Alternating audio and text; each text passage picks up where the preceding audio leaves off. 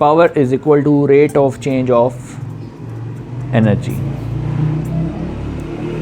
यानी कि हम ऊपर लिखेंगे वर्क यानी कि एनर्जी ओवर टाइम, यानी P is equal to W over T, rate of change of doing work, the rate at which energy is being transferred, rate at which work is being done, आप कुछ भी कह लें, power की definition है W over T, P is equal to W divided by T। अब W is equal to QV होता है, Q टाइम्स V होता है, ठीक है, Q टाइम्स V होता है। अब ये हमें कैसे पता चला, क्योंकि अभी जब लास्ट टाइम हमने वोल्टेज को कहा था, स्टडी किया था, तो वोल्टेज जो है वो होता है work done per unit charge, ठीक है, यानी कि एक चार्ज के ऊपर कितना वर्क हुआ ताकि हम उसको ट्रैवल करा सकें opposite direction of electric field. जैसे कि हमने लास्ट लेक्चर में पढ़ा था कि अगर इलेक्ट्रिक फील्ड, मैं आपके सामने बना देता हूँ, इलेक्ट्रिक फील्ड ड्रॉ कर देता हूँ। इलेक्ट्रिक फील्ड होती है पॉजिटिव प्लेट से नेगेटिव की तरफ, तो ये इलेक्ट्रिक फील्ड ऐसे होगी। अगर हम यहाँ पे plus Q unit positive test charge इसमें प्लेस करें तो बाय डिफ़ॉल्ट ये चार्ज कहाँ जाएगा, तो हमने कहा था ये पॉजिटिव से नेगेटिव जाएगा, क्योंकि नेगेटिव प्लेट इसको अपनी तरफ अट्रैक्ट कर लेगी और पॉजिटिव प्लेट इसको रिपेल करेगी। तो हमने कहा था कि ये बाय डिफ़ॉल्ट ये उस तरफ जाएगा। फिर हमने ये कहा कि अगर हमने इसको अपोजिट डायरेक्शन में मूव कराना हो, यानी इलेक्ट्रिक फील्ड की अपोजिट डायरेक्शन में अगर मूव करवाना हो तो हमें वर्क करना पड़ेगा, यानी इस चार्ज के ऊपर वर्क करना पड़ेगा। तो जब हम उसको पॉइंट A से पॉइंट B तक वर्क करा के लेके जाते हैं, यानी WAB, work done in order to move the charge from point A to point B, और वर्क हुआ किस पे, चार्ज पे, तो उसको हम कहते हैं पोटेंशियल डिफरेंस, यानी डेल्टा V लिख लें या V लिख लें, यही हमने पढ़ा था। और W की जो यूनिट है वो है जूल्स, और चार्ज की जो यूनिट है वो है कूलम्स। इसका मतलब है 1 वोल्ट, वोल्टेज की यूनिट तो पोटेंशियल डिफरेंस की यूनिट तो वोल्ट होती है, तो 1 volt is equal to 1 joule per coulomb.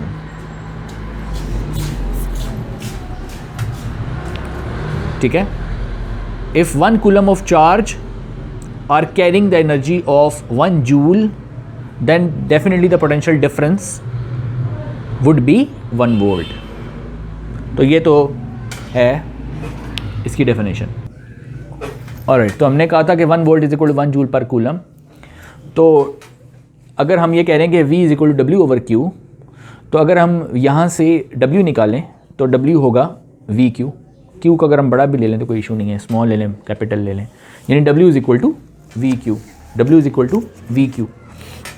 अब W को यहाँ पुट करते हैं तो पावर का फार्मूला बन जाएगा P is equal to VQ over T, और हमें ये पता है कि Q ओवर T को अगर हम अलग कर लें यहाँ से ब्रैकेट में, तो Q ओवर T क्या होता है, करंट। तो पावर का फार्मूला प्रूफ हो जाता है P is equal to IV। अगर इन इक्वेशंस को हम आगे लेके चलें तो ओम्स लॉ इसमें अप्लाई करते हैं, V is equal to IR। Ohm's law क्या होता है, V is equal to IR, और बाहर एक I है तो I into I square R, तो P का एक फार्मूला हो गया I स्क्वायर R। और अगर इसी पावर के फार्मूले में अगर हम लिखें P is equal to VI, पहले हमने क्या पुट किया था, V की वैल्यू पुट की थी, अब हम क्या पुट करेंगे, I की वैल्यू। अगर हम I की वैल्यू पुट करें तो P is equal to V, I की वैल्यू पुट करें तो I is equal to V over R according to Ohm's law.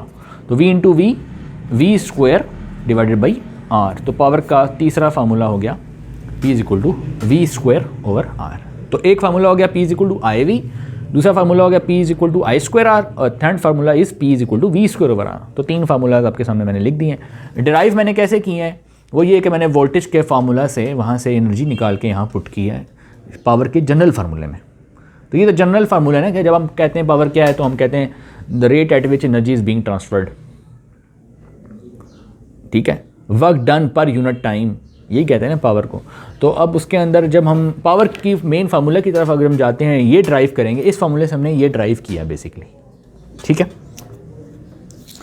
उसके बाद हम चलते हैं पावर की बिगर यूनिट्स की तरफ। पहले तो पावर की हम यूनिट को डिस्कस कर लेते हैं, पावर की एक यूनिट क्या होती है, फिर हम बिगर यूनिट्स को डिस्कस करना चाहते हैं इसी लेक्चर में। मतलब पहली बात तो आपको ये बतानी चाहिए कि पावर की बेसिक यूनिट क्या है। तो पावर की बेसिक यूनिट्स तो हो गई वॉट्स। वॉट्स जो है वो पावर की बेसिक यूनिट है। तो अगर कोई बंदा वाट्स को डिफाइन, पेपर में आपके ये आ जाता है कि डिफाइन 1 वाट, यानी 1 वाट को आप कैसे डिफाइन करेंगे, तो 1 वाट जो है वो 1 जूल पर सेकेंड है, ठीक है। यानी पावर जो है उसका फार्मूला है W/T और पावर की यूनिट है वाट। तो 1 वाट कब होगा, जब 1 जूल पर सेकेंड होगा। यानी अगर 1 जूल एनर्जी ट्रांसफ़र हो रही है 1 सेकंड में, अगर 1 जूल एनर्जी ट्रांसफ़र हो रही है 1 सेकंड में, तो वाट्स कितने होंगे, 1 वाट, ठीक है। तो ये तो हो गई 1 वाट्स। लेकिन अगर हम मोटर्स की पावर्स की बात करें या जनरेटर की बात करें, तो वहाँ पर हमें पावर्स जो है वो वाट्स में नहीं बल्कि किलो वाट्स में भी मेजर करनी पड़ सकती हैं। मतलब अगर हम बिगर यूनिट्स ऑफ पावर कौन कौन सी हैं, किलो वाट्स, मेगा वाट्स, ठीक है। फॉर एग्जाम्पल किलो वाट्स का मतलब है 10⁻³ वाट्स, मेगा वाट्स का मतलब है 10⁻6 वाट्स, ठीक है। और एक यूनिट और है पावर की बिगर, 2 यूनिट्स तो मैंने आपको ये बताई हैं, एक यूनिट और है, वो है हॉर्स पावर। हॉर्स पावर को हम लिखते हैं HP से। तो हम कहते हैं कि 1 हॉर्स पावर में 746 वाट्स होता है। 1 हॉर्स पावर में 746 वाट्स होता है, यानी कि it is a bigger unit of power. अच्छा, अगर फॉर एग्जांपल आपको पावर गिवन हो, फॉर एग्जांपल आपको पावर गिवन है 1200 वाट्स और कोई कहता है कि इसको हॉर्स पावर में बताएं, तो आप इसको 746 से डिवाइड करेंगे। जब आप इसको 746 से डिवाइड करेंगे, why you are dividing by 746, because you are jumping into the bigger unit. जब आप स्मॉलर यूनिट से बिगर यूनिट में जाते हैं तो आप डिवाइड करते हैं, क्वांटिटी से डिवाइड करते हैं, उस यूनिट से डिवाइड करते हैं। तो एक हॉर्स पावर में 746 वाट्स होते हैं। तो ये जो नंबर है 746 से आपको डिवाइड करना पड़ेगा, क्योंकि आप छोटी यूनिट से बड़ी यूनिट में जा रहे हैं, स्मॉलर यूनिट से बिगर यूनिट में जा रहे हैं। तो अब आपके पास जब डिवाइड करके जो भी नंबर आएगा उसके साथ आप यूनिट लिख सकते हैं हॉर्स पावर। उसके बाद हम बात करते हैं, एक यूनिट है बहुत ही ज़्यादा ये यूज़ होती है, लेकिन लोग समझते हैं पावर की यूनिट है, और वो भी मैं इसमें कवर करना चाहता हूँ,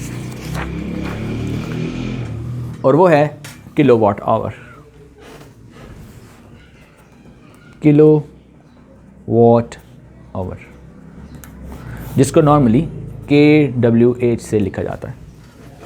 तो लोग समझते हैं कि जब वो किलो वाट का वर्ड देख लेते हैं ना, तो वो समझते हैं ये क्या है, दिस इज़ पावर। लेकिन actually it is not power, it is energy, it's a unit of energy. Energy की यूनिट कैसे है, देखें, किलो वाट्स अलग नज़र आ रहा है और आवर भी नज़र आ रहा है। यानी कि किलो वाट्स क्या है आपकी पावर, और आवर क्या है टाइम, यानी P multiply by T। P multiply by T is E, यानी वर्क डन, यानी एनर्जी। आपने पढ़ा है P is equal to W/T, यानी आप कहते हैं E/T, energy divide by time. तो जब यहाँ से आप E या W निकालेंगे तो वो हो जाएगा PT। तो जो P और T मल्टीप्लाई हो रहे हैं कि नहीं हो रहे, देखें किलोवाट क्या है P और आवर क्या है T, और जब दोनों मल्टीप्लाई हो गए तो क्या बन गया, वर्क डन या एनर्जी। तो basically it's a unit of energy. और MCQs में फिजिक्स में आता है kilowatt hour is a unit of dash, नीचे लिखा होता है पावर, एनर्जी, काइनेटिक एनर्जी, कोई और इस तरह की चीज़ें लिखी होती हैं। तो उसमें आपने आंसर देना है एनर्जी, सिर्फ एनर्जी, ठीक है, क्योंकि ये पावर की भी यूनिट नहीं है, ये बेसिकली एनर्जी की यूनिट है। अच्छा जी, तो उसके बाद हम आगे चलते हैं। किलोवाट आवर बेसिकली डिफाइन ये करेंगे, amount of energy delivered by a power of 1 kilowatt in 1 our is called kilowatt hour, ठीक है। इसका मतलब ये कि कितनी एनर्जी डिलीवर हुई है। अगर हमारे पास पावर 1 किलोवाट यानी 1000 वाट्स अगर हमारे पास हों, 1000 वाट्स हों, तो कितनी एनर्जी डिलीवर हुई है 1 घंटे में। इसको ये समझ लें कि एक आयरन हो आपके पास, तो एक आयरन जो है जनरली 1000 वाट्स की होती है। तो अगर आयरन आप यूज़ कर रहे हैं और वो 1000 वाट्स की है, उसको आप 1 घंटे तक यूज़ कर रहे हैं, 1 आवर तक, तो कितनी एनर्जी डिलीवर होगी आयरन को। अगर वो 1000 वाट्स की है और वो 1 घंटे तक चल रही है, देखें 1 किलोवाट्स की आयरन है और वो 1 आवर तक चल रही है, ठीक है। तो 1 × 1 1 किलोवाट आवर, तो वो कितनी एनर्जी कंज्यूम करेगी, 1 किलोवाट आवर, मतलब एक आयरन, सिंगल आयरन यानी वन आयरन जिसकी स्पेसिफिकेशन कितनी है 1000 वाट्स, मतलब 1000 वाट की वो आयरन है, उसकी रेटिंग इतनी है 1000 वाट्स, उसको आप कितना चला सकते हैं 1 आवर।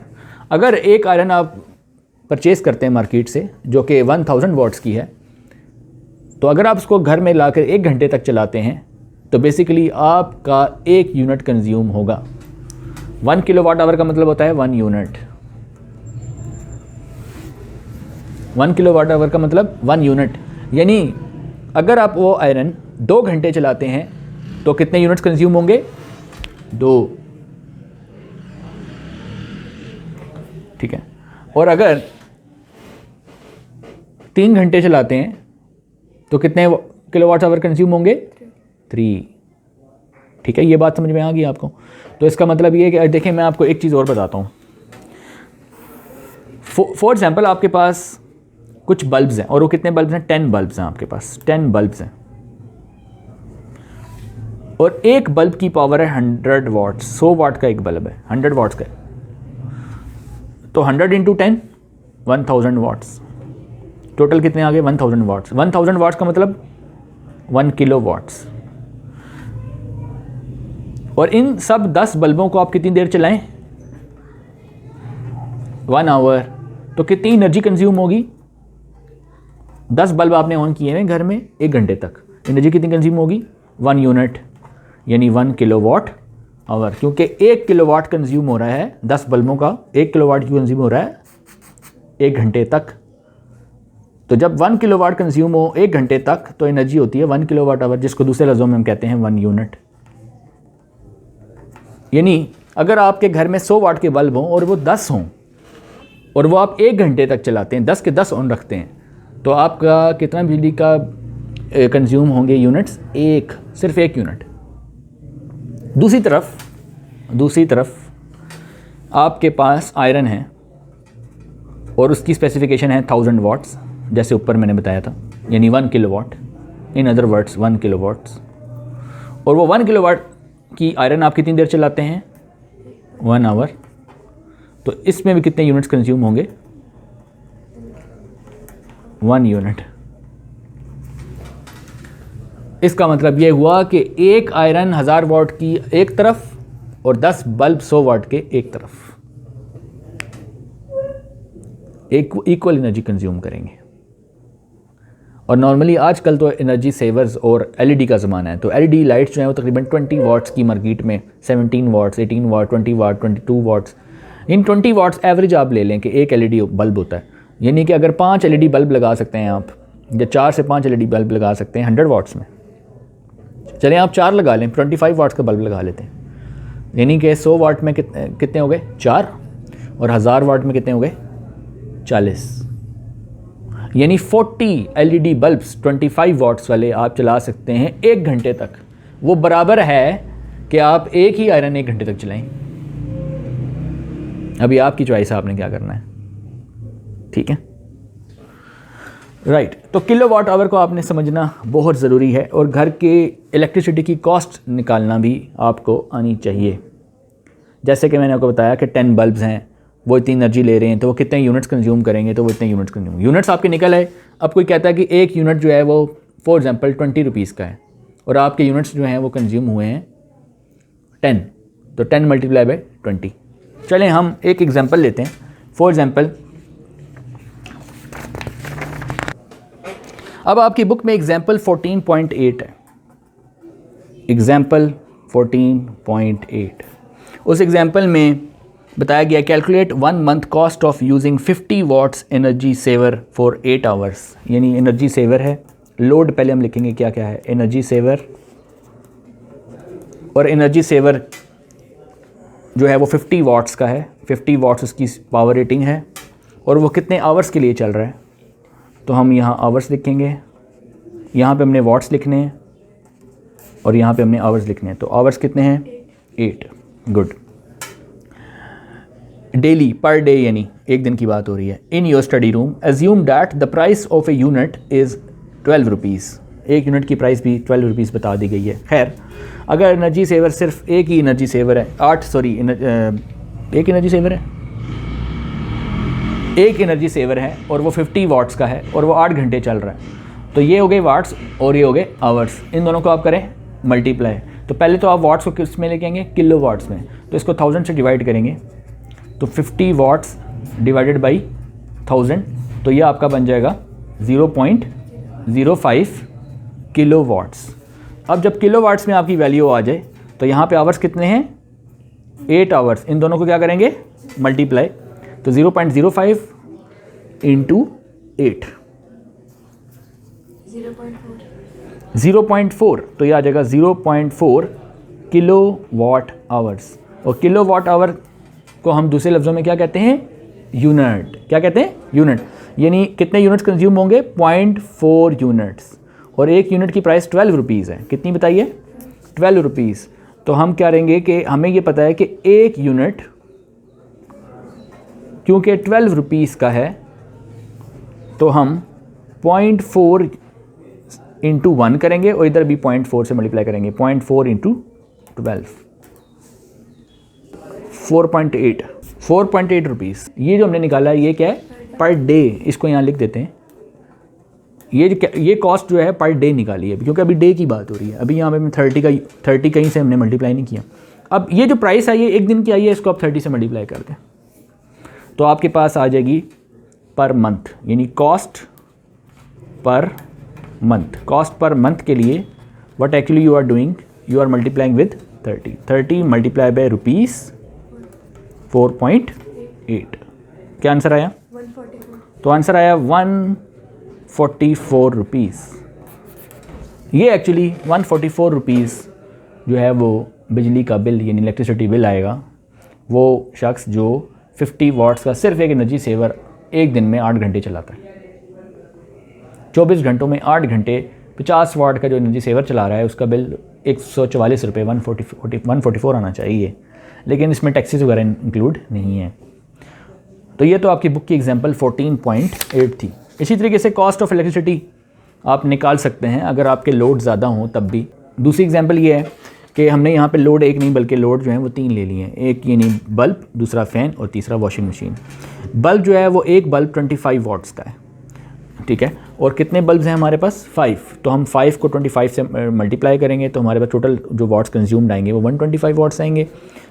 एक फ़ैन 100 वाट्स का है और कितने फ़ैन्स हैं हमारे पास, 5। तो आप 5 को 100 से मल्टीप्लाई करेंगे आपके पास 500 वाट्स आ जाएगा। वॉशिंग मशीन आपके पास कितने वाट्स की है, 1000 वाट्स की है और वो कितनी है, 1। तो इस 1000 को 1 से मल्टीप्लाई करेंगे तो 1000 वाट्स आ जाएगा। तो आप सबसे पहले अगर इसको यहीं से 1000 से डिवाइड करें तो ये पहली किलोवाट में ला सकते हैं, और अगर आप किलोवाट में ना लाना चाहें तो आप बाद में 1000 से डिवाइड कर दें, एक ही बात है। जैसे पिछली एग्जांपल में मैंने पहले ही मल्टीप्लाई कर दिया था। तो इसमें यह है कि ये जो मैंने वाट्स लिखे हैं मैंने क्या लिखे हैं, आवर्स लिखे हैं। तो बल्ब कितनी देर चलते हैं, 6 आवर्स। फ़ैन कितनी देर चलते हैं एक दिन में, 10 आवर्स। वॉशिंग मशीन एक दिन में कितनी देर चलती है, 1 आवर्स। तो जब पेपर में कोई इस तरह का एग्ज़ाम में कोई क्वेश्चन आता है तो उसके आपने वाट्स एक तरफ लिख लेने हैं एक कॉलम के अंदर, और दूसरे कॉलम के अंदर उसके आवर्स लिख लेने हैं, और इन दोनों को आपस में मल्टीप्लाई कर देना है। मल्टीप्लाई करके आपने ये वैल्यूज़ निकाल लेनी। मल्टीप्लाई करके ये वैल्यूज़ आएंगी, इनको सबको सम कर लेना है। सम करके देखें क्या आया, आंसर जो आया वो वाट आवर्स में आया, क्योंकि अभी वाट्स मल्टीप्लाई बाय आवर्स किया हमने तो वाट आवर्स आया, अभी किलो का वर्ड नहीं आया। तो किलो लाने के लिए हमें वाट आवर्स को 1000 से डिवाइड करना पड़ेगा। तो हमने 1000 से डिवाइड किया तो हमारे पास आया 6.750 किलो वाट आवर्स। लेकिन अभी ये बात हो रही है एक दिन की, यहाँ पे कहीं दिनों की बात नहीं हुई, एक दिन की बात हो रही है, यूनिट डे की बात हो रही है, पर डे की बात हो रही है। तो हमने पर मंथ निकालना हो तो हम 30 से क्या करेंगे, इस वैल्यू को मल्टीप्लाई करेंगे। इस वैल्यू को 30 से मल्टीप्लाई करेंगे, आंसर आएगा 202.5 किलो वाट्स। ये है जो एक महीने में कंज्यूम हुए। एक यूनिट जो है वो 20 रुपये की अगर हो, 20 रुपीज़ की हो तो 20 रुपीज़ को इससे मल्टीप्लाई कर देंगे तो आंसर आएगा 4050, यानी कि ये आपका इलेक्ट्रिसिटी का मंथली बिल होगा। So this is how you will calculate the cost of elasticity of your load per month. ठीक है, कि एक महीने में आपके घर में जितने भी लोड चल रहे हैं उसकी इलेक्ट्रिसिटी कैलकुलेट करने का तरीका कार यही होता है जो मैंने आपको बताया इसमें।